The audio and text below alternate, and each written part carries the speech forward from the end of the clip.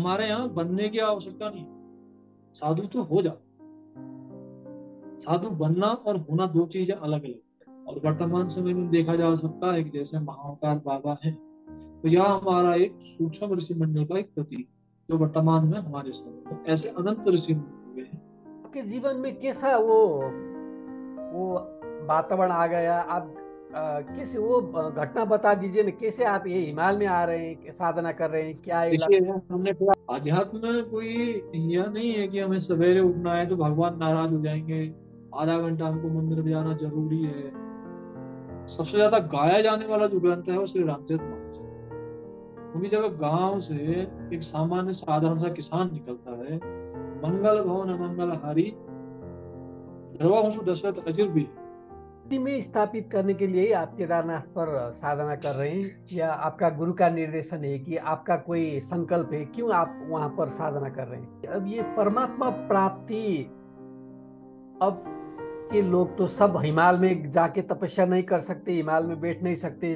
बहुत लोग जिज्ञासु लोग गृहस्थी है जो साधना गृहस्थ में ही रह के ही कर रहे हैं, तो वो लोग परमात्मा प्राप्ति नहीं कर सकते। अपने साधन जब भजन करके आप अपने इष्ट को मान के अपने एक किस्म के आचरण में रह के वो परमात्मा प्राप्ति नहीं कर सकते। दर्शकहरू नमस्कार,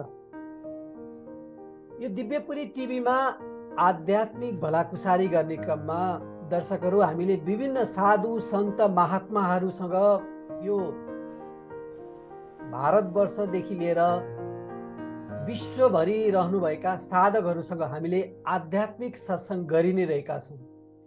यो दर्शकहरू आज अपरजट रूपमा भारतवर्षका एकजना महान सन्त जो केदारनाथमा अहिले तपस्यारत हुनुहुन्छ, बर्फानी बाबा भनेर, उहाँसँग म यो सत्सङ्ग गर्न जाँदैछु। यो दर्शकहरू, यो सत्सङ्ग हिन्दीमा रहनेछ। कृपया यसलाई, मेरो हिन्दी त्यति राम्रो नभए पनि यसलाई हजुरहरूले गुरुदेवको वचनलाई चाहिँ आफ्नो अनुभव र अनुभूति, उहाँको अनुभव अनुभूतिलाई नै लिनुहुनेछ भन्ने लिएको छु। सर्वप्रथम कार्यक्रममा स्वागत गर्न चाहन्छु, मसँग हुनुहुन्छ बर्फानी बाबा। कार्यक्रममा स्वागत है दिव्यपुरी टिभी में बाबा। बाबा जय श्री राम। जय श्री राम, जय श्री राम। आज ईश्वर की कृपा से आज एकादशी के दिन आपसे दुर्लभ सत्संग हो रहा है। नमन करता हूं बाबा।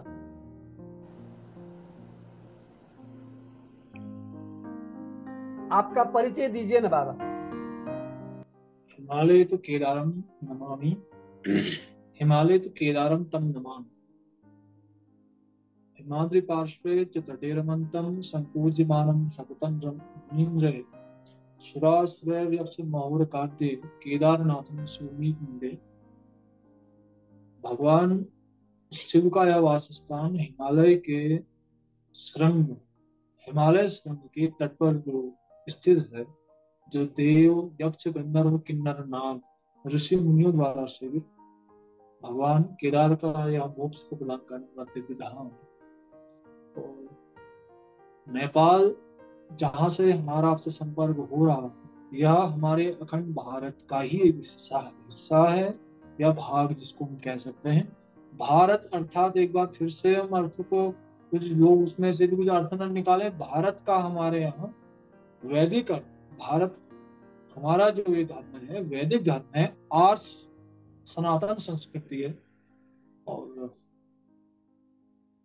विश्व की नहीं, ब्रह्मांड की सबसे प्राचीन संस्कृति हमारी वैदिक संस्कृति है, जिसको हमने हिंदू धर्म के नाम से जाना, और जिसके अपने कुछ लक्षण हैं जो उसमें परिलक्षित हो तो वह उस धर्म का अनुयायी स्वीकार्य होता है।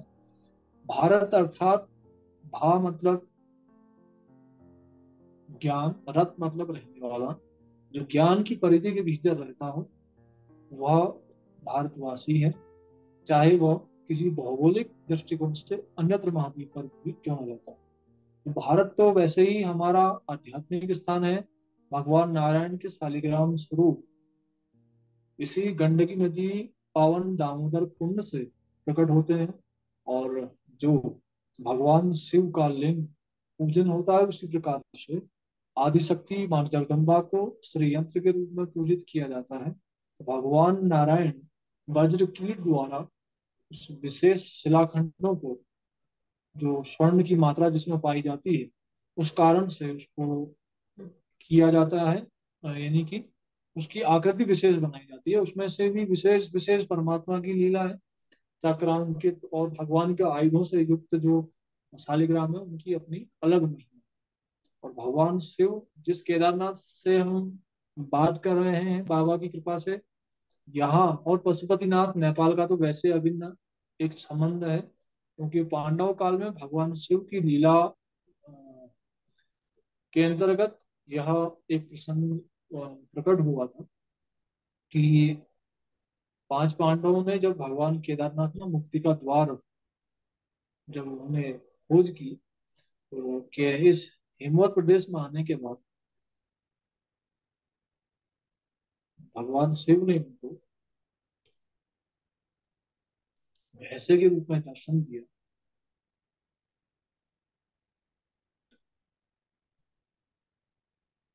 लेकिन वह लीला के पश्चात उनका मुख पशुपतिनाथ में चला गया और पृष्ठभाग केदारनाथ में रह गया। तो शिलाखंड आज भी हम देख सकते हैं कि भगवान शिव का जो ज्योतिर्लिंग है, वैसे हरि अनंत हरि कथा अनंता कहें सुने बहुविधि सब संता, केवल एक प्रसंग को प्रमाण मानकर उस पर तर्क दे देना ये बुद्धिमत्ता नहीं होगी। ये बुद्धिमत्ता केवल हो सकती है, विद्वत्ता नहीं हो सकती। और बुद्धि की हमारी सीमा एक निश्चित है, और परमात्मा से जब वो बुद्धि जुड़ जाती है तो वही विद्युता कहलाती है। और फिर जो हमारी क्षमता से बाहर है, जो ज्ञान कबीरदास जी ने किसी विद्यालय में न पढ़ते हुए हमारे सामने रखा, सूरदास, रहीमदास, रैदास, अन्यत्र हमारी भारतीय संस्कृति के महान विभूतियां जो इस धराधाम पर अवतरित हुई। और तत्काल में तो कुछ अरण्यों में ही गुरुकुल हुआ करते थे, जहाँ पर शिक्षा पद्धति कुछ होती थी, जिससे साधक कुछ ज्ञान का अर्जन कर सके। लेकिन इन सब महापुरुषों ने वह ज्ञान हमारे सामने रखा। जैसे सूरदास तो जन्मांध थे, उन्होंने किस महाविद्यालय में पढ़ा उसका हमारे पास प्रमाण नहीं है, लेकिन उन्होंने जो ज्ञान अर्जित किया वो हमारे सामने है। तो बस, तो हम इस केदारनाथ और पशुपतिनाथ, यानी कि ये तो हमारा एक कह सकते हैं, यदि भगवान केदारनाथ हमारा घर है, पशुपतिनाथ हमारा आंगन है, उसमें हमारा बाबा, अभिनय। आपका ये आध्यात्मिक यात्रा कब से शुरू हुआ था, वो भी हमको कब से शुरू हुआ? ये आपका किस किस्म के ये साधना है, कुछ बता दीजिए ना, कब शुरू हुआ? देखिए, साधना कोई एक जन्म की नहीं होती, जन्म जन्मांतर की साधना होती है। आपका प्रश्न बहुत अच्छा है, लेकिन इस शरीर का साधना। वो भी हमें कुछ ऐसा ध्यान नहीं कि हम कह सकें कि यह इसी इतने समय से हम साधना कर रहे हैं, ऐसा भी नहीं है। बाबा की कृपा से काफी समय से यह शरीर हिमालय में तो रह ही रहा है। और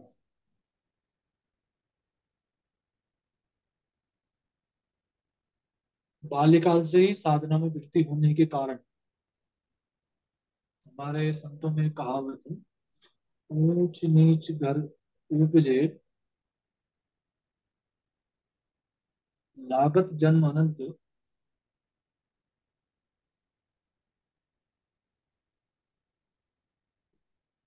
ठीक है। संत बीज पलटे नहीं, बहुत संतों को संत। तात्पर्य यह है कि जो एक संतत्व का जो गुण है ना, वो कहीं से लाना नहीं पड़ता, स्वाभाविक प्रकट होता है। साधु हमारे यहाँ बनने की आवश्यकता नहीं, साधु तो हो जा। साधु बनना और होना दो चीजें अलग अलग। एक यह है कि एक वनस्पति कोई धरती को प्रकट होती है, तो वह गर्भ से हरा रंग प्रकृति उसको देती, उसको कहीं से रंग लेना नहीं पड़ता। हमारे यहाँ देखा जा सकता है, वैसे तो हर सभी जीवों के अलग अलग रंग हैं। जैसे शेर का एक विशेष रंग है, खरगोश का एक विशेष रंग है।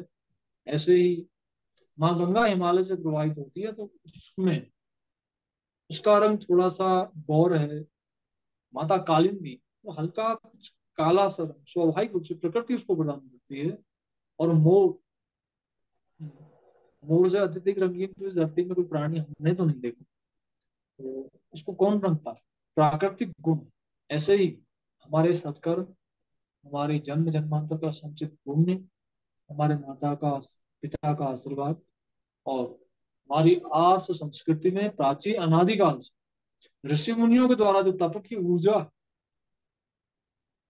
जैसे कोई हमारे हिमालय में ब्रह्मकमल एक पुष्प है, वो हमारे राज्य का भी राज्य पुष्प है, और वो राज्य पुष्प की तो एक निश्चित राज्य की तो सीमा है, लेकिन वो तो देव पुष्प है जो ब्रह्मांड में पूजित होता है।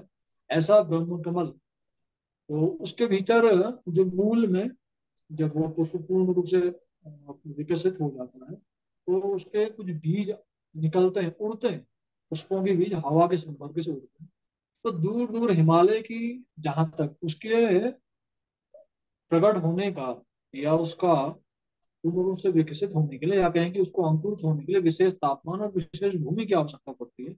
यह एक दिव्य पुष्प है, वह हिमालय में ही वह उपजता है। और यदि उसको केदारनाथ से परमात्मा अमरनाथ या अन्यत्र भी हिमालय के किसी उसके अनुकूल, या दामोदर कुंड के उच्च शिखरों पर, शायद दामोदर कुंड के इधर ब्रह्म कमल कहीं पाया जाता हो, होता है इस तरफ? आपके इधर ब्रह्म कमल तो नहीं देखा गया। वैसे विशेष ऊंचाई पर यह देव स्थानों पर ही होता है, जहाँ यदि ऐसे स्थान पर वो चाहे केदारनाथ का पुष्प बद्रीनाथ भी चला जाता है तो वहां भी उगता है। अर्थात यह है कि उसको उसकी अनुकूलता चाहिए। तो यही है हमारे प्राचीन काल से जो संत महात्मा साधना करते थे, वह या तो साधना के बाद पूर्णता प्राप्त करने के उपरांत समाज में आकर अपनी ऊर्जा का विस्तारण करते हैं, लोगों को उससे लाभान्वित स्वाभाविक रूप से प्रकट भी करते हैं। या फिर वह संत महात्मा साधना में इतना लीन हो गए कि शरीर इंद्रियों का अभ्यास धीरे धीरे कम होता रहा, और एक बार वो सूक्ष्म अवस्था में प्रवेश कर गए, जिसको हम सूक्ष्म शरीरधारी महात्मा कहते हैं। और वर्तमान समय में देखा जा सकता है कि जैसे महाअवतार बाबा है, तो यह हमारा एक सूक्ष्म ऋषि मंडल का एक प्रतीक, जो वर्तमान में हमारे समय में ऐसे अनंत ऋषि मुनि हुए हैं। वो ही है नहीं, है भी। साधक जिसकी अनुभूति करता है, कर सकता है, ठीक? तो वह होता है। तो आपके जीवन में कैसा वो वातावरण आ गया? आप कैसे वो घटना बता दीजिए ना, कैसे आप ये हिमालय में आ रहे हैं, साधना कर रहे हैं, क्या देखिए, इलाज? हमने फिर आपको बोला ना, मोर का जो पंख है, यह एक सैद्धांतिक प्रमाणिक सिद्धांत है कि मोर का पंख, उसको कहीं से रंग लाना नहीं है, वह उसी कुल में उपजता है। हम्म। वह उसी कुल में जन्म लेता है जहां पर उसके पंख जब निकलते हैं तो स्वाभाविक रूप से उनमें रंगों का प्राकट्य होने लगता है। मोर के पंख जितने आकर्षक और जितने प्राकृतिक रंग से परिपूर्ण है, शायद ही कोई जीव धराधाम पर हो जिसके पंख कितने आकर्षक हो। और मोर तो अपने आप में एक दिव्य पंछी है, जिसके पंख को भगवान मोर मुकुटधारी जिनको कहा जाता है श्री कृष्ण परमात्मा भी स्वयं उसके पंखों को धारण करते हैं। तो सैद्धांतिक प्रमाण ये है कि वह जीव उसी प्रकार के घर में, उसी प्रकार के वातावरण से युक्त समाज में, उसी प्रकार के संघ के साथ उसका जन्म, लालन पालन पोषण होता है। और वह फिर, क्या हमारी ऋषि परंपरा हुई आज की बनाई हुई थी, यह बनाने की आवश्यकता नहीं होती। दरअसल ब्रह्मा जी ने जब मानसिक सृष्टि की है, तो सबसे पहले ऋषि ही प्रकट हुए। मानसिक सृष्टि के क्रम में देवर्षि नारद इत्यादि जब इस धाराधाम पर आए, तो मानसिक सृष्टि ज्यादा समय तक चली नहीं। मैथिली सृष्टि का आवाहन हमारे प्रजापिता ब्रह्मा जी के द्वारा किया गया। आज यह सनक सनातन सनातन ब्रह्मा जी के प्रथम मानसिक पुत्र है, और आज भी सत्संग की महिमा से जीवित है। जो सत्संग के इस बृहद प्रभाव से, ऋषि चर्या से, यानी कि आध्यात्मिकता से परिपूर्ण होने के कारण उनकी जो बाल्य अवस्था है वो आज तक यथावत, वह आदिकालीन बाल्य कौमार्य अवस्था में सनक सनातन सनातन और सनत को, वह सनातन, तो उनकी सनातनता इस सत्संग के माध्यम से ही आई। आध्यात्म में कोई यह नहीं है कि हमें सवेरे उठना है तो भगवान नाराज हो जाएंगे, आधा घंटा हमको मंदिर में जाना जरूरी है। यह प्रकृति का अंश है। यदि इस शरीर को श्वास की आवश्यकता है, तो यह जो मन है इसको शांति की भी आवश्यकता है। और यह किसी भी स्थान विशेष, किसी काल विशेष के अधीन नहीं है, वो परमात्मा के लिए। शांति यदि चाहते हैं परमात्मा की शरण लेंगे, जब लेंगे जहां लेंगे जिस अवस्था में लेंगे वहीं शांति का अनुभव करेंगे। कभी कभी बात आती है कि भाई हम तो जीवन वैज्ञानिकता के आधार पर जी रहे हैं। तो ठीक है, हमारे वैज्ञानिकों ने अनुसंधान किया कि हम बगैर मनुष्य के संयोग के, बगैर माता पिता के भी संतान की उत्पत्ति का प्रक्रम शुरू हो रही।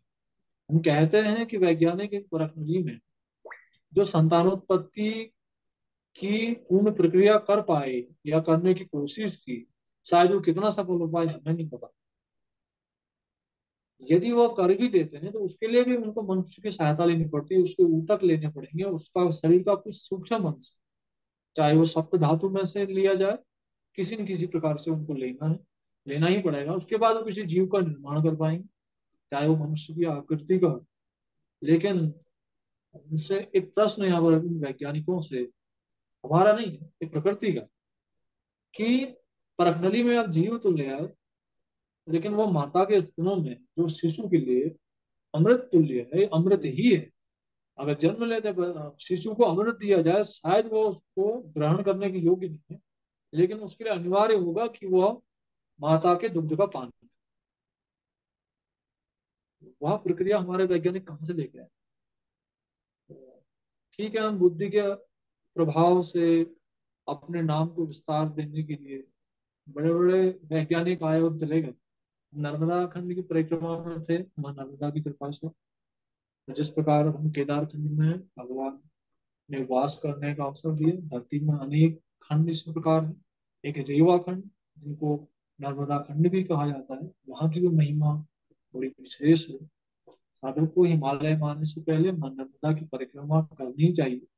और जो बिनु पद त्राण, यानी कि बगैर किसी प्रकार से पैरों में कोई वस्त्र और एक साधक का परिधान धारण करते, केवल एक समय अन्न की भिक्षा को ग्रहण करते हुए, और माँ नर्मदा के पूर्ण नियमों का जो वहाँ पर एक विशेष नियमावली बनाई गई है, उसके अनुसार वो जब परिक्रमा करें तो उनका तन और मन हिमालय में रहने योग्य होता है। यानी कि हिमालय की प्रवेशिका वहीं से प्रारंभ होती है, वर्तमान समय में क्रमशः देखी जा सकती है। तो नर्मदा माँ का अपने आप में एक विशेष योगदान है साधक के जीवन में।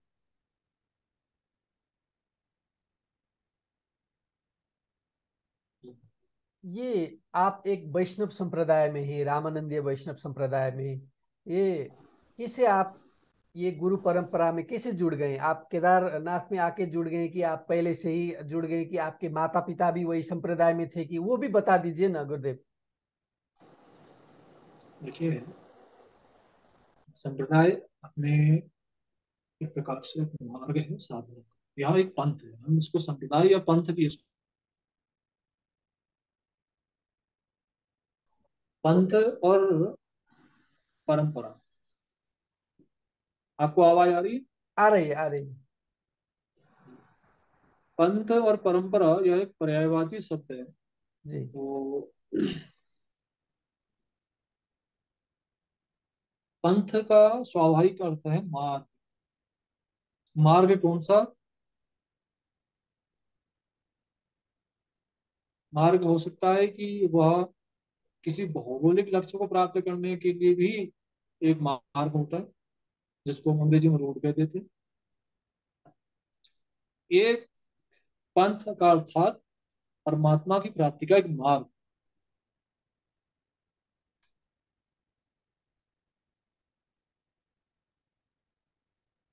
तो यह देश काल और परिस्थिति के अनुसार अलग अलग जगह पर अलग अलग पंथों की महत्ता है, अलग अलग आचार्य आए। आदि गुरु शंकराचार्य जी वैदिक धर्म की स्थापना के लिए आए। जब व्यक्ति कर्म से विमुख होने लगे तो आदि गुरु रामानंदाचार्य जी का इस धरती पर प्रादुर्भाव हुआ। रामानंदा स्वयं रामा प्रादुर्भूतो महितले। तो जब आदि गुरु इस धरती पर आए तो उन्होंने भक्ति मार्ग का प्रचार और प्रसार किया, जिनकी द्वादश प्रधान शिष्य परंपरा है, जिसके प्रधान शिष्य अनंतानंदाचार्य जी हुए, और जिसमें अनेक ऋषि मुनि, कबीर दास, सूरदास, रहीम दास, रैदास, यह दास परंपरा उन्हीं के द्वारा प्रचारित है। और हमारे पास वर्तमान समय में जहां भी हम हिंदी पर अध्ययन करते हैं, हिंदी विषय जो हमारा हिंदी का साहित्य है, जो भारत में ही नहीं विदेशों में भी बड़ी महत्ता है।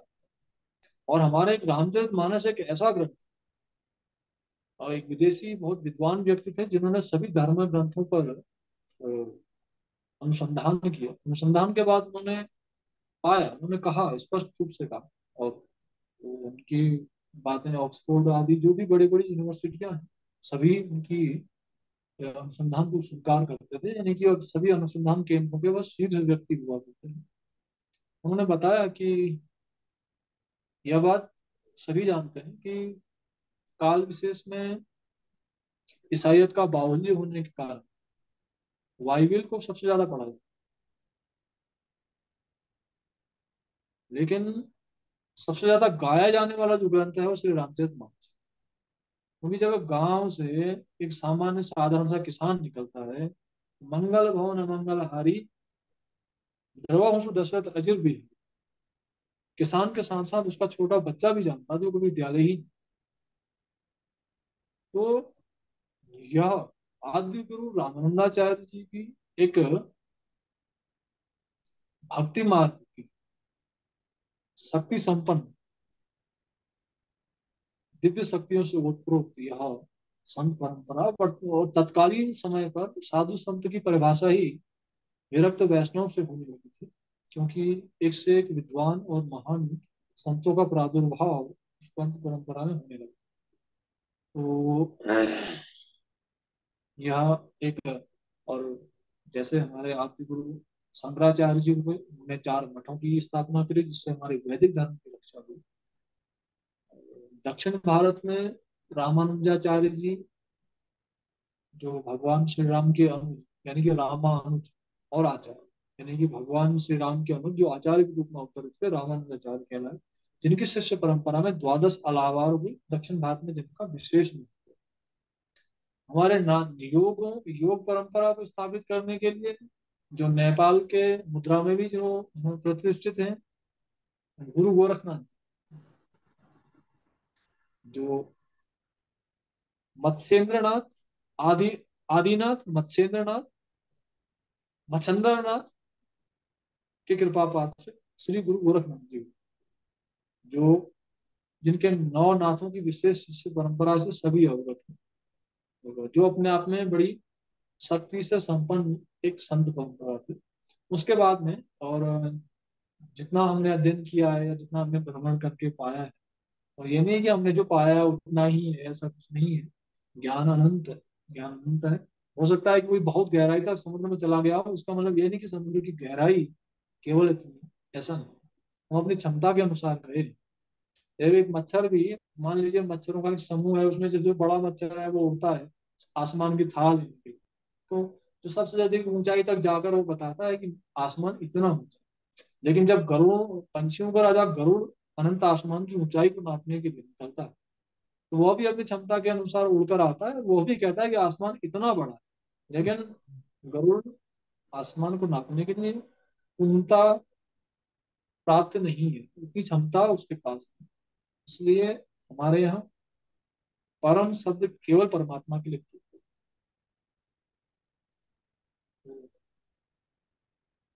यह, और उसके साथ में एक हमारी विशेष संत परंपरा जो पंजाब और इत्यादि हिमाचल इत्यादि में, क्योंकि गुरु नानक देव एक सिख धर्म के, और बाकी धर्म कोई अलग नहीं, इन सबका हमारे यहाँ स्वाभाविक रूप से समन्वय समावेश क्यों? क्योंकि उनके गुण कुछ मिलते हैं। भगवान ने गीता में इसी चीज को परिभाषित किया। धति क्षमा दमो उस्ता शौचम इंद्र निग्रह धीर विद्या सत्यम अक्रोधः दशकम धर्म लक्षण। भगवान स्वयं बताते हैं कि यह 10 लक्षण हैं, यह धर्म के लक्षण। यह जिसमें पाए जाए वही धर्मात्मा है, वही धर्म। धर्म किसी विशेष रूप रंग का नहीं। तो यह हमारी संस्कृति में जितने भी ऋषि मुनि हैं, सब में यह पाया गया, इसलिए यह धार्मिक कहलाता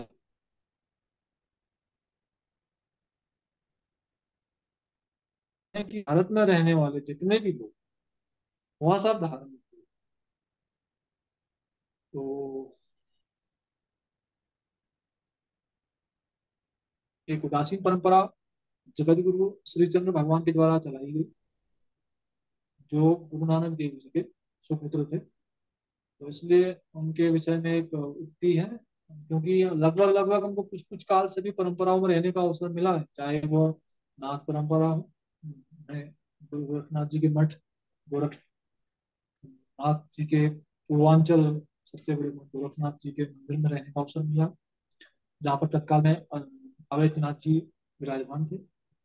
और नेपाल के राजगुरु भी गुरु गोरखनाथ जी हुआ करते हैं। और सबसे बड़ी बात हम आपके बारे में, आपके यहाँ के बारे में कहना चाहेंगे, जिस प्रांत में आप हैं, कि जो एक है गोरखा, जो विशेष हमारे नेपाल में जाति है, मानव मानव जाति को जो संबोधित किया जाता है, दरअसल वो गुरु गोरखनाथ जी के द्वारा ही वह प्रकट है।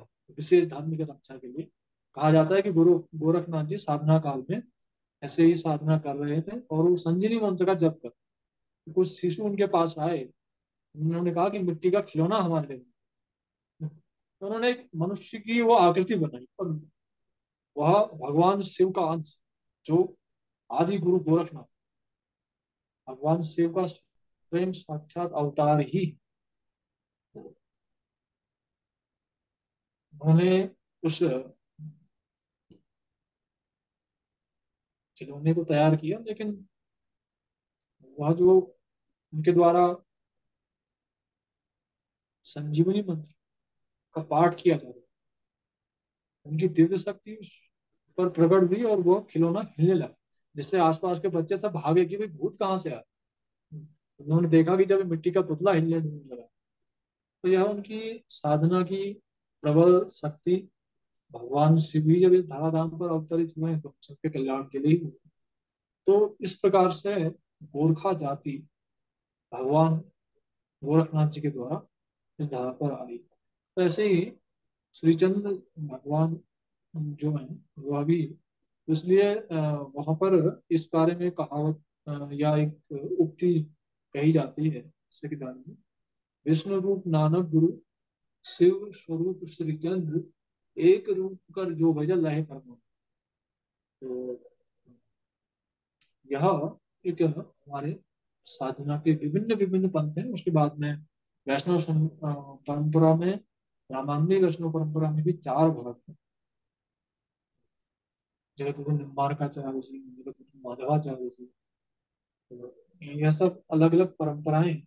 और यह एक साधना के मार्ग है। जैसे हमें केदारनाथ आना है, हो सकता है हम उस पहाड़ी के मार्ग पे आए, हो सकता है इस पहाड़ी के मार्ग पे आए। सर्वाधिक प्रचलित यह मार्ग है जो गौरीकुंड साहब, लेकिन अन्यत्र भी मार्ग है जिनकी हमें जानकारी नहीं हो सकता है। उस मार्ग से बहुत बिगड़े लोग आते हैं। यहाँ पर बगल में एक राशि गांव है, वहां से लोग सीधे यहाँ आ जाते हैं। जितनी देर में वो घूमकर गौरीकुंड पहुंचेंगे, इससे पहले वो केदारनाथ आ जाते हैं।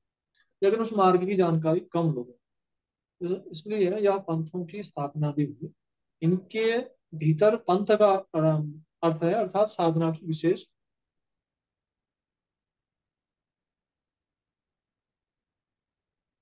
एक प्रक्रिया या एक साधना का विशेष मार्ग। तो ज्यादा वो ऐसा नहीं है कि किसी व्यक्ति विशेष को द्वारा बनाया गया है, या कोई अनिवार्य है। बस वो अनिवार्य नहीं, वो एक मार्ग है। जिसको आगे बढ़ना है तो मार्ग का आश्रय लेना ही पड़ेगा। हम ऋषिकेश में बैठे हैं, हम चाहते हैं कि भगवान केदारनाथ जी का दर्शन हो जाए, तो शायद हमको जो मार्ग है उसका अनुसरण तो लेना पड़ेगा।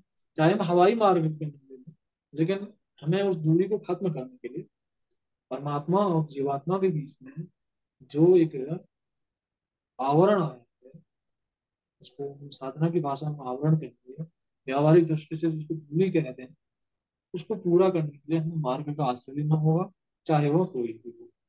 तो यह अनिवार्य है।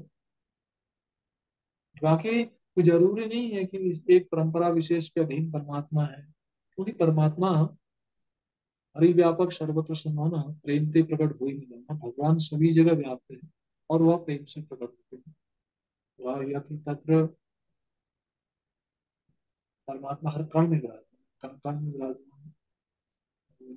इसीलिए कुछ को सांकेतिक साधना के लिए, जैसे नर्मदा जी के जल में जितने भी कंकर हैं, सबको शंकर की उपाधि दी जाती है। नर्मदा जी का कंकर ही शंकर है। इसलिए नर्मदेश्वर की विशेष नहीं, उसकी प्राण प्रतिष्ठा की आवश्यकता नहीं। यदि हमारे धराधाम पर जितने भी ज्योतिर्लिंग, यानी कि जो पहले ज्योति रूप में भगवान शिव ने साधकों को जिन स्थान पर दर्शन दिए, उसके बाद वह स्थान पर भगवान शिव ने अपने सांकेतिक रूप से, अपनी लीला के माध्यम से, यानी परमात्मा की दिव्यता से स्वयं कोई स्वरूप वहां पर प्रकट हो गया।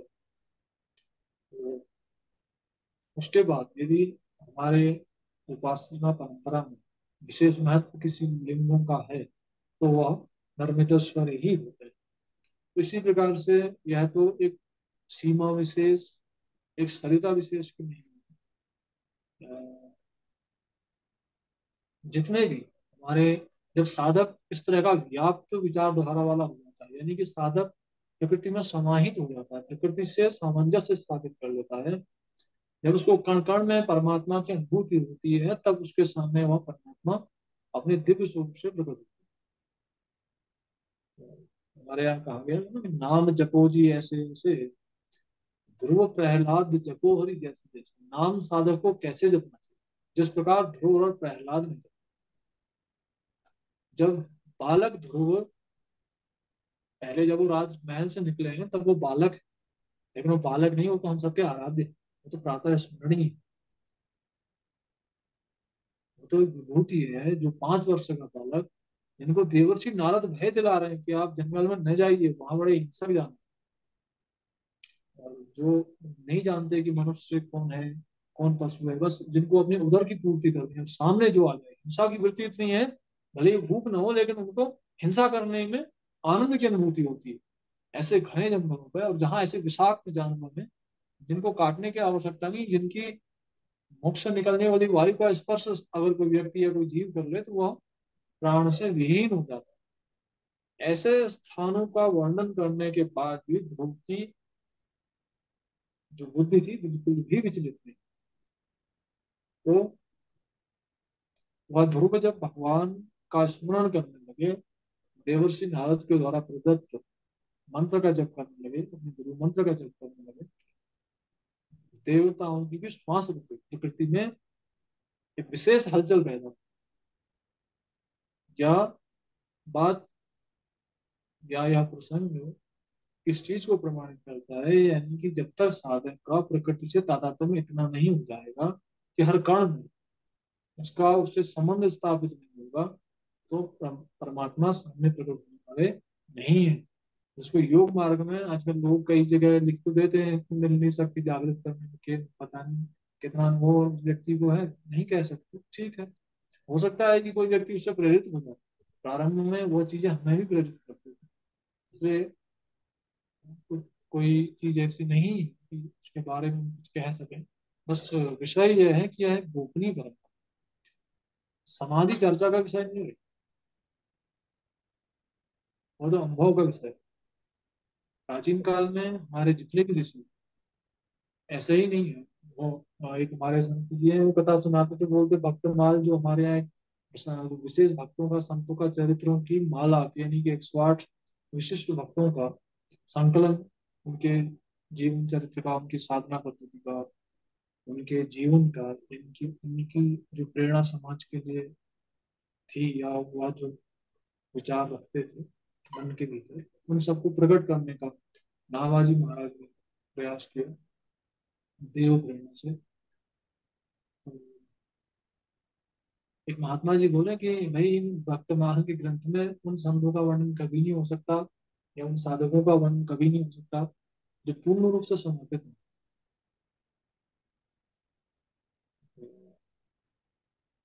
कभी छोटे पहाड़ चढ़ने वाले का नाम कभी लिखा नहीं। यदि पर्वतारोही की श्रेणी में, उस पुस्तक है, उस ग्रंथ में हमें अपना नाम अंकित कराना है, तो जो सबसे ऊंची चोटी माउंट एवरेस्ट के नाम से जानी जाती है, उसमें फतेह करना, उसको पार करना है, यानी कि उसके शिखर पर जाना है। ऐसे ही साधक जब तक प्रकृति से तादात्म्य स्थापित नहीं कर लेगा, यानी कि उसकी साधना जब इस स्तर तक जब तक नहीं पहुंचेगी, तब तक परमात्मा की पूर्णता का अनुभव नहीं करता। प्रकृति में स्थापित करने के लिए ही आप केदारनाथ पर साधना कर रहे हैं, या आपका गुरु का निर्देशन है कि आपका कोई संकल्प है, क्यों आप वहां पर साधना कर रहे हैं? देखिए, साधना क्यों कर रहे हैं ये तो प्रश्न अपने आप में ज्यादा उतना महत्वपूर्ण नहीं है, या कह सकते हैं उस प्रश्न में उतना कुछ तत्व तो नहीं समझ में आता।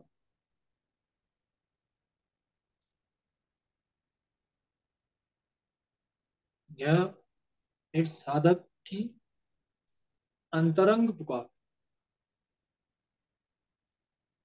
तो स्वाभाविक रूप से जागृत हो।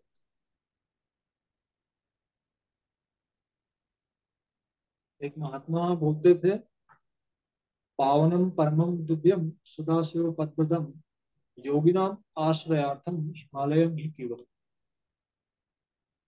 परम पावन, दिव्यता से परिपूर्ण भगवान शिव के पद को प्रदान करने वाला हिमालय हम सभी साधकों का आश्रय स्थल।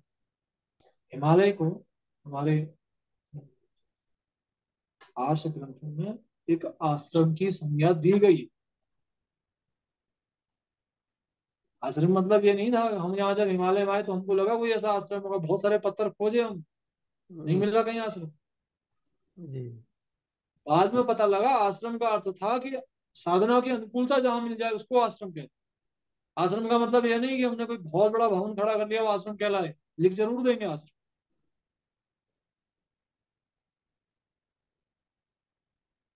देख परम पावन तब आश्रम गयो मोह संशय नाना।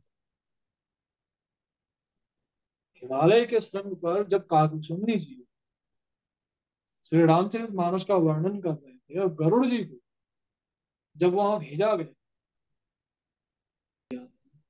हिमालय में साधना करके आपको कैसा अनुभूति हो रहा है? क्योंकि वहां पर तो विभिन्न कठिनाई, एक विभिन्न बाधा व्यवधान होता है।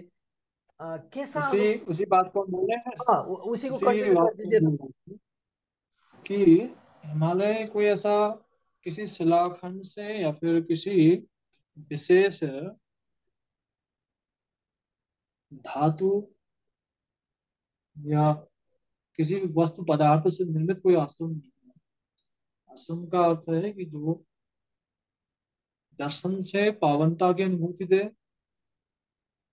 निकट जाने से दिव्यता की अनुभूति हो, और वहां पर वास करने से परमात्मा की अनुभूति हो, उसको आश्रम की संज्ञा देते हैं।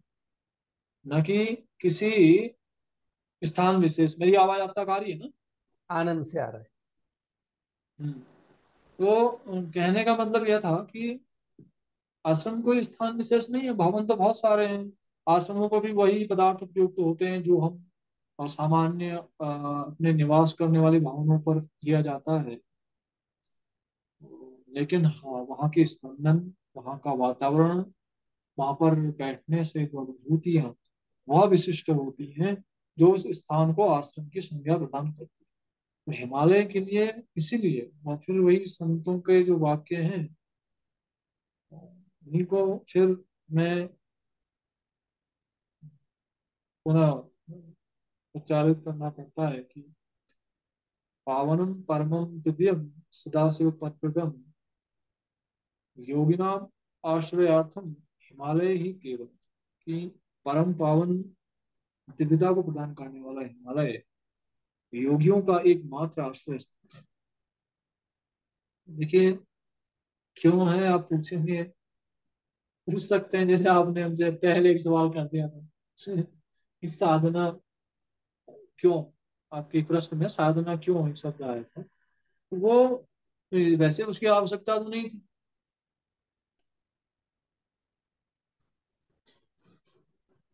लेकिन हिमालय ही हमारी संस्कृति का उद्गम स्थल हिमालय।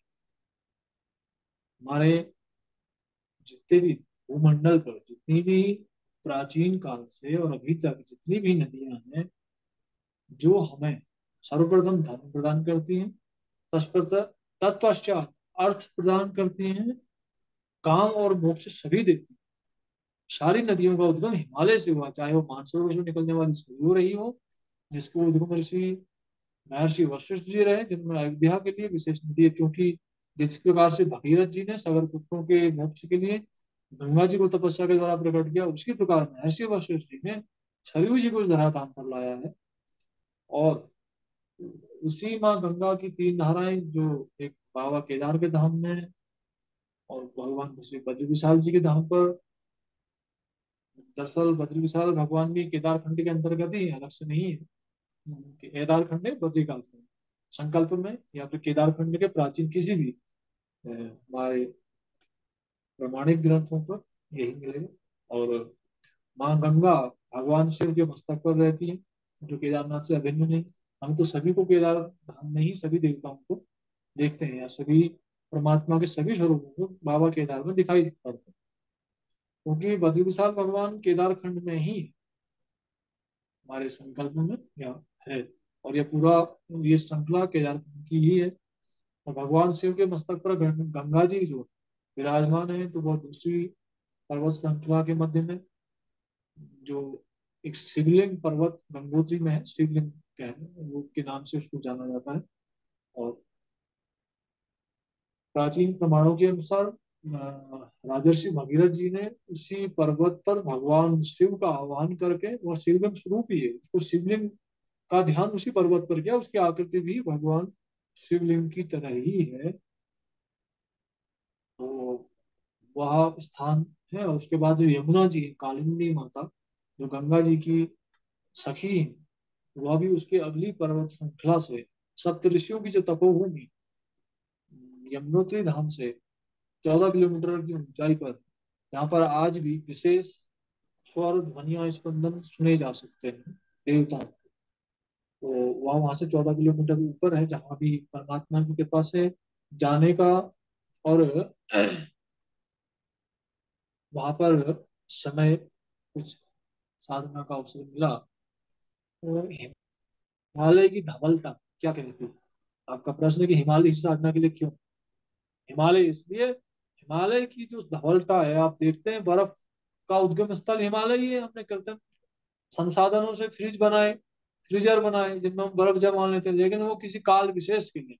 हिमालय एक ऐसा प्राकृतिक स्थान है जहाँ कोई भी ऐसा शीतकारी यंत्र नहीं है जो जल को संरक्षित करके उसको हिम रूप में परिवर्तित करे। पूरा हिमालय स्वाभाविक रूप से, यह प्रकृति है। हम प्रकृति से लेके ही कुछ नया हमारे सामने जो दूर था उसको नजदीक रख लिया। हम कहते हैं कि हम निर्माता हैं, हमने इस चीज को स्वीकार नहीं किया। हमारा विज्ञान जो कभी ठोकर खा जाता है या पीछे रह जाता है, तो इसीलिए कि वो यह स्वीकार नहीं किया कि हमने जो भी खोज की है, हमने जो पाया इस प्रकृति से पाया।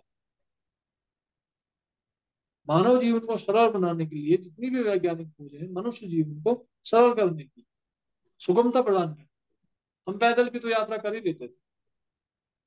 जो बैलगाड़ी आई, जो मोटर गाड़ी आई, उसके बाद फिर कुछ हवाई यात्रा के संसाधन आए, रेलगाड़ियां आई। भाई व्यक्ति दूरी तो पैदल भी तय कर रहा था। वास्को डी गामा ने नाव के द्वारा, समुद्री जहाजों के द्वारा पुर्तगाल की खोज की। कोलंबस ने अमेरिका की खोज की। अभी वर्तमान में स्टीमर आदि जो अच्छे जहाज जो सुने जाते हैं, हमें नहीं उनके नाम मालूम, तो उनके द्वारा व्यक्ति कर सकता है, या वायु मार्ग से जाने वाले यंत्रों के द्वारा कर सकता है। लेकिन हमने कभी यह स्वीकार नहीं किया कि हमने यह सब यंत्र प्रकृति से पाए, प्रकृति के सहयोग से पाए हैं। हम यह मानते हैं कि विज्ञान नई कृति का निर्माण कर सकता है, लेकिन धरती से बगैर कोई चीज लिए, वह एक शिला का खंड बना दे, वह एक मुट्ठी मिट्टी, बगैर किसी धरती से कोई भी पदार्थ की, हम ऑक्सीजन और हाइड्रोजन, प्रयोगशाला में ऑक्सीजन और हाइड्रोजन की निश्चित मात्रा लेकर जल बना सकते हैं। लेकिन इस प्रकृति से जो अपने आप ऑक्सीजन बह रही है, इसको लिए बगैर हम जल का निर्माण कर रहे हैं, हाइड्रोजन को लिए बगैर निर्माण कर रहे हैं, तब मानते हैं कि विज्ञान संभव। लेकिन वह कभी हो नहीं सकता इसलिए हमारी प्राचीन संस्कृति लोग संतों की विद्वता का प्रमाण पूछते हैं कि संतों ने कितना अध्ययन किया। संतों ने उस चीज का अध्ययन किया, महात्माओं ने वह ज्ञान अर्जित किया जो किसी भी विद्यालय में कहाँ से आया। उस विद्यालय के जन्मदाता उन अरण्यों में रहने वाले ऋषि जिन्होंने आरण्यक लिखे, जिन्होंने हमें वैदिक ज्ञान प्रदान किया, जो भीतर से अनुभव में आया वह उन्होंने वाणी के द्वारा व्यक्त किया और वही हमारे प्रश्न पटलों पर भी अंकित हुआ। वो हिमालय की जो धवलता है कहाँ चली जाती है, बर्फ पिघलती है, हम देखते हैं कभी सफेद नहीं होती गंगा जी, हमेशा सामान्य जल तो वैसे भी रंगीन, ये बर्फ तो सफेद रंग की है ना भाई, जल रंगीन है मान लेते हैं, लेकिन ये जो हिमालय में जो बर्फ की धवलता है ये फ्रीज में रखे हुए जमाए हुए जल से कहीं अधिक सफेद, वो उसकी बराबरी नहीं कर सकता, ये तो एकदम श्वेत है।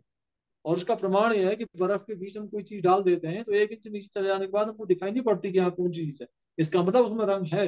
लेकिन प्रश्न यह है कि वैज्ञानिक यह पूछ के बताएं कि वो रंग गया कहाँ। तो ये हमारे विज्ञान की चुनौती, तो क्या चुनौती है, सामान्य सामने खड़े व्यक्ति को दी जाती है जो आपकी किसी प्रकार से समानता करता हो।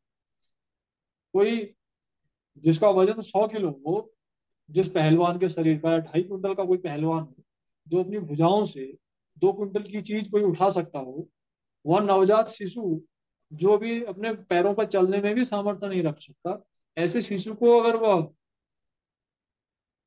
चुनौती दे दे युद्ध की तो वो शोभा नहीं देगा। तो यही हालत हमारे विज्ञान की है। हाँ यह बात स्वीकार है कि हम जिस उपकरण के द्वारा आपसे बात कर रहे हैं यह विज्ञान की ही दे, आलोचना नहीं। लेकिन हम कहते हैं कि वैज्ञानिक भी सहर्ष परमात्मा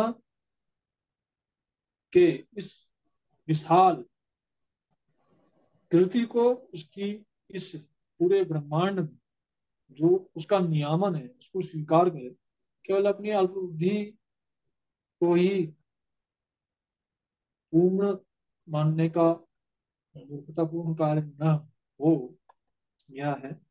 और हमारे आध्यात्मिक ज्ञान के सहारे वो आगे बढ़े। और वैसे भी जो हमारे विदेश में अमेरिका इत्यादि में जो लोगों ने विशेष तरक्की की है वह हमारे अथर्ववेद को चुराने के द्वारा ही किया गया। वह हमारे भारतीय, और आज वही लोग हमारे धर्म शास्त्रों पर, हमारी संस्कृति पर शोध कर रहे हैं और हम लोग वहां जा रहे हैं। ठीक है, अच्छी बात है, उन्नति तो होनी ही चाहिए, लेकिन संस्कृति के साथ होनी चाहिए। क्योंकि कोई भी पदार्थ हम कोई भी चीज कहीं से ला सकते हैं, शांति तो परमात्मा की शरण पर ही मिल सकती है। देखिए, अब ये परमात्मा प्राप्ति, अब के लोग तो सब हिमालय में जाके तपस्या नहीं कर सकते, हिमालय में बैठ नहीं सकते। बहुत लोग जिज्ञासु लोग, गृहस्थी है जो साधना गृहस्थ में ही रह के ही कर रहे हैं, तो वो लोग परमात्मा प्राप्ति नहीं कर सकते। अपने साधन जब भजन करके आप अपने इष्ट को मान के अपने एक किस्म के आचरण में रह के वो परमात्मा प्राप्ति नहीं कर सकते, भगवत प्राप्ति नहीं कर सकते। देखिए हिमालय, ऐसा नहीं है कि हिमालय में ही साधना हो सकती है। हिमालय तो साधना के उच्चतम शिखर पर, भौगोलिक आध्यात्मिक रूप से भी है, लेकिन भौगोलिक दृष्टिकोण से वो हमारे भूभाग का, हमारी धरती के, हमारी पृथ्वी के भौगोलिक ऊंचाई का केंद्र है। लेकिन यह मानते हैं कि बड़े से बड़े जीव समुद्र में विचरते हैं, लेकिन क्या तालाब में कोई जीव नहीं रहता? तालाब में भी जीव रहते हैं, कुएं पर भी रहते हैं, अगर उससे भी कोई छोटा सा जलाशय हो वहां पर भी जीव देखे जाते हैं। तो ऐसा नहीं है, कोई भी साधक कहीं भी कर सकता है। एक साधना तो कहीं भी हो ही सकती है, होती है, साधना तो की नहीं जाती, वो तो प्राकृतिक है। जब तक हमारा प्रकृति से सामंजस्य नहीं हो साधना में उन्नति कैसे कर पाए? क्योंकि साधना प्राकृतिक है, प्राकृतिक नहीं। सूर्य का उदय सवेरे होता है, शाम को अस्त भी होता है। जो सूर्योदय के समय पर सूर्य की स्थिति दिखाई पड़ती है, जो सूर्य के अरुण या लालिमा, वही सूर्यास्त के समय भी गोधूली वेला में सूर्य के लगभग उसी रंग और रूप का दर्शन प्राप्त कर सकते हैं। तो प्रकृति स्वाभाविक रूप से गतिमान है, क्रियाशील है। बस उसी से जुड़ना साधना का एक प्रमाण है। और फिर जो स्वतः साधक अनुभव करता है, और साधक साधना कहीं भी कर सकता है, कहीं भी कर सकता है। और हिमालय तो ध्यान के बाद समाधि के विशेष विशेष अनुभव के लिए हिमालय का आश्रय लिया जाता था, क्योंकि शीत में शरीर खराब नहीं होता, बर्फ में कोई चीज रख दी जाती है वो खराब नहीं होती। और यहाँ की दिव्यता से पूर्ण वातावरण में अन्यत्र किसी प्रकार का विचार भी साधक के मस्तिष्क में प्रवेश नहीं करता, क्योंकि दिव्य वातावरण में हमको सूक्ष्म रूप से ऋषि मुनि का यह साधना का स्थल है, देवताओं का वास स्थान भी है। तो हमारे बद्री केदार में तो आज भी देवता भी भगवान का पूजन अर्चन शीतकाल में करते हैं। यह तो अभी व्यावसायिकीकरण होने के बाद लोगों का आवागमन होता है, तो सभी प्रकार से लोग, जब व्यक्ति जहाँ जाता है तो बाह्य क्रियाकलाप करता है। तो जब यह होता है तो हमें भी लगता है कि हमें भी बाह्य रूप से पूजा अर्चन करना चाहिए। तो हम देवस्थान पर जो मंदिरों के प्रांगण है वहां पर तो शीतकाल में पूजा नहीं होती, केवल सूक्ष्म ही पूजा होती है। तो जहाँ पर भी साधक है वही साधना करे, और जब उसको साधना में परमात्मा आगे बढ़े या ऋषि मुनियों के आशीर्वाद से वह साधना में उत्तर उत्तर वृद्धि करता है, तो यम नियम आसन प्राणायाम धारणा तक तो साधक वहां पर उन्नति करे, वहां तक तो पहुंचे। ध्यान और समाधि के लिए हिमालय में साधक का स्वागत प्रकृति स्वाभाविक रूप से स्वतः करे, तो जाना नहीं पड़ता। भगवान बुद्ध तो बाद में हुए, पहले वो गौतम बुद्ध है, पहले वो गौतम बुद्ध बाद में, सिद्धार्थ हुआ पहले। वह हमारे समाज के आदर्श महापुरुष सन्यासी तो बाद में, लेकिन पहले वह सुबोधन पुत्र है जिनका नाम सिद्धार्थ कहलाता है। उनको रोकने का प्रयास किया गया, उनको राजमहल से निकालने का प्रयास किया भी नहीं, क्योंकि ज्योतिषियों ने पहले भविष्यवाणी की कि यह या तो चक्रवर्ती सम्राट होगा या फिर यह धर्मात्मा होगा जो पूरे विश्व में धर्म का प्रचार प्रसार। उन्हें तो रोकने का प्रयास हुआ, लेकिन जब प्रकृति किसी का हाथ पकड़ती है तो मनुष्य उसको रोकने की सामर्थ्य कहाँ से लाएगा, कहाँ से लाएगा? क्योंकि इस प्रकृति में जितने जीव हैं, या हर हम मान लेते हैं कि मनुष्य की आयु 100 वर्ष की है, ठीक, मान लिया। वर्तमान में तो कम हो चुकी, लेकिन हमारे पास धरती का 8 अरब की आबादी, या 100 साल के लिए, इससे पहले भी थी, बाद में 100 साल बाद फिर आबादी होगी। कहाँ से आ रही है भाई इतने साल? और हमारे यहाँ बहुत सारे ऋषि मुनि भी इस समाज में हो गया सीधे। कोई ऐसा नहीं है कि अंतरिक्ष से वो टपक जा रहा है, इसे धरती में सब लोग जन्म लेते हैं, यहीं से आते हैं, इसी पंच तत्व का यह शरीर बना हुआ है। और सूक्ष्म होता तो आपके सामने थोड़ी होता, फिर सूक्ष्म ही होता वो, फिर आपके सामने नहीं हो सकता था। तो यह है। तो इसलिए जो जहाँ है उसको कहीं साधना का अभ्यास शुरू कर देना चाहिए। और हमें, हम सीधे समाधि पे चले जाते हैं, भाई यम नियम का पालन कौन करे? यम नियम का हम पालन करें तो आसन प्राणायाम प्रत्याहार की बात। लोग सीधे ही समाधि की चर्चा करेंगे तो वो अच्छा नहीं होगा। अगर कोई व्यक्ति हो जो सामान्य से अक्षर बोध जिसको हुआ हो, और वो कहे कि हमें किसी विषय पर रिसर्च करना है, अपवाद स्वरूप कोई व्यक्ति हो सकता है कि वह कर ले कम आयु में, जिसको परमात्मा की विशिष्ट कृपा हो। लेकिन सामान्य मनुष्य, हम जैसा जीव जब तक अध्ययन नहीं करेगा, जब तक ऐसी योग्यता प्राप्त नहीं करेगा, तो वह किसी विषय का अनुसंधान नहीं कर पाएगा। ऐसे ही साधक जब तक यम नियम आसन प्राणायाम प्रत्याहार धारणा जब तक नहीं धारण बनेगा, तो ध्यान की स्थिति नहीं बनेगी। और जब ध्यान की स्थिति नहीं बनेगी तो समाधि तो कैसे हो पाएगा? समाधि वैसा ही है जिस प्रकार से कोई वाणी से विहीन व्यक्ति किसी स्वादिष्ट पदार्थ या दिव्य पदार्थ का सेवन करे और उसको व्यक्त करने की कल्पना, वैसे ही समाधि की चर्चा है। जिसको हमारे संत महात्मा कहते हैं कि गूंगा गुड़ खाएगा तो बोलेगा क्या। हम्म, तो वही है। और जब बात आती है, लोग कभी कभी दिव्यता की चर्चा करते हैं, तो बात बहुत अच्छी है, बहुत ही सुंदर। स्वागत केवल वाणी के स्वागत के नहीं, विचारों के, हृदय के विचार, अगर शब्दों की अभिव्यक्ति के स्वागत की हो, लेकिन दिव्यता की चर्चा करने के लिए हमारी वाणी में दिव्यता हो। नेत्रों से यदि हम दिव्यता देखने की बात करते हैं, तो हमारे नेत्रों में दिव्यता देखने की क्षमता हो, यानी कि हमारे पास कुछ दिव्यता से संपन्न दृष्टि हो, तो हम उसके योग्य हैं, हम उसके लिए तैयार हैं, यानी कि हम उसके पात्र हैं। अब हम शुद्ध में हिंदी तो बोल नहीं पाते भाई। हम शुद्ध हिंदी यदि हमको कोई संस्कृत का कोई शब्द बोल दे व्यावहारिक रूप से, हम उसको श्रवण करने की क्षमता तो रखते नहीं। हमें यदि अनंतनाद सुनना है ना, तो उसके लिए हमें साधना के उस स्तर पर भी जाना है। साधना केवल शब्दों से अभिव्यक्त नहीं हो पाएगी, वह हमारे जीवन में, हमारे आचरण में चलनी चाहिए। इसीलिए कहा गया, यद यद आचरति श्रेष्ठ तत्त देवे तरोजन। जिस प्रकार से हमारे महत्व श्रेष्ठ जन आचरण करते हैं, वैसे ही हमारे लोग भी आचरण करते हैं।